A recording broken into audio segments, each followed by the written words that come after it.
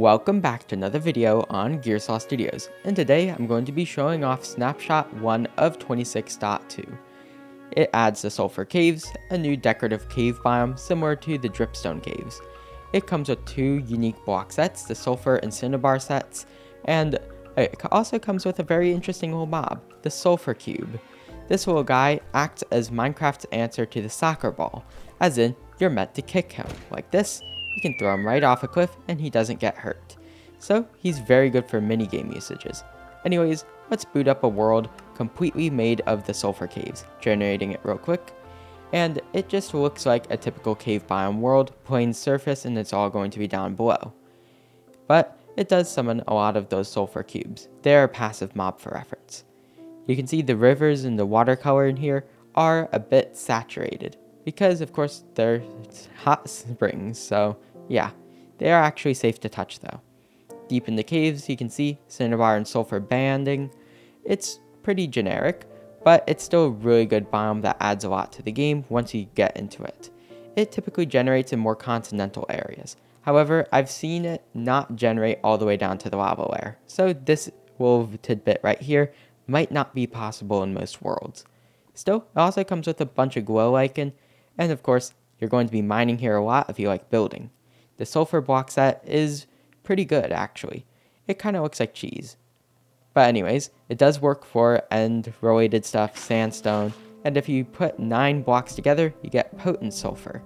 This is very good for you, and I highly recommend inhaling it, giving you a nice little effect here. This is going to help you with how did we get here's achievement. But yes, this is kind of the gimmick of the water. Stay too close to the potent sulfur and you get nausea. Then we have some cinnabar, and this is just red rock. In real life, this is actually made of mercury, as in it will poison you.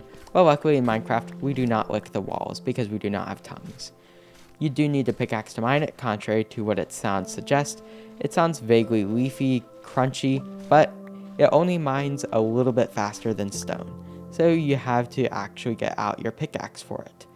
But you can see here, I refurbished the trial chambers with this using a few commands, and you can see we have the mural of the bog right there, done with potent sulfur, we have the nice watercolor, and we have just yellow and red. It's an interesting aesthetic on its own. It doesn't come with a lighting block, so I left in the copper bulbs, but still, it works super well. Going down here, leaving in some of the stairs, those are hard to replace with commands. It's a very coherent aesthetic actually, with enough blocks that you can do most builds. And I highly recommend making a stockpile of it in your Minecraft worlds, because that desaturated red works well with mangrove, and of course, the sulfur itself works well with end-related stuff, sandstone, or other aesthetics I don't know about yet. So of course, comment down below, where have you actually found usage for this? Anyways, now for our big thing, we have the Sulfur Cube, and this guy is very complex. So let's go right here, and you can see he's just a blob. When you kill him, he splits into 2. These will grow up, and this is actually going to be an issue later, but it makes him renewable. But you place down this guy, you can put a block in him, and he becomes invincible. He cannot be stood on, but you can actually punch him, and he takes knockback proportional to the damage dealt. So just like this, I can only imagine the wonders of a mace. So you can see, netherite sword, it will not actually take durability, damage, and survival, but you can kick him around. And you can always take the block right back out using some trusty shears. So like this, now you have it back and it resumes normal behavior. It's otherwise just a standard passive mob that likes jumping. However, yeah, it's going to have lag machine potential. Now here's where the Sulfur Cube actually gets interesting. Depending on the block group you put in, you can change it. With wood, you get a bouncy ball, while with moss and other blocks, you can get a golf ball. You can get a hockey puck by putting in ice, and you can see just a whole bunch of stuff. With soul sand though, you're going to end up with something not very useful for much. I'm not entirely sure where you'd use this high resistance ball. But for wool, you'll get yourself basically a beach ball. This one works better in water though. On land, you can see it's not the most interesting. Then we can get a medicine ball by putting a mineral. And this is kind of heavy, but still has some slide to it. You have to put in a lot more effort to push it. And then we can just spam click it. Yeah, you can kind of break the rules with that one. For this, with the warts, mushrooms, whatnot, you get a curling stone, which is good for things like shuffleboard. For honeycomb and exclusively honeycomb, you get a block that just kind of sticks to things. But still, you can have a sticky ball. For anything else, you just get a standard soccer ball.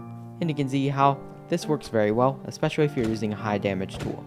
Finally, a use for knockback. But with all of that, you can see this update's actually going to be pretty interesting. You can grab these guys straight out of the cave, transport them, and then you can place them down and play a game of soccer. Home run. So now we have all that. It's the end of today's video. If you enjoyed this video, remember, please like and subscribe. It really helps me out. I'll be sure to make some more snapshots if there's any major changes, like even more blocks, anything like that, and the rest of my channel contains building stuff, which once this update comes out, I'll start using these blocks and see what I can do. Either way, enjoy the rest of your day. Gearsaw out.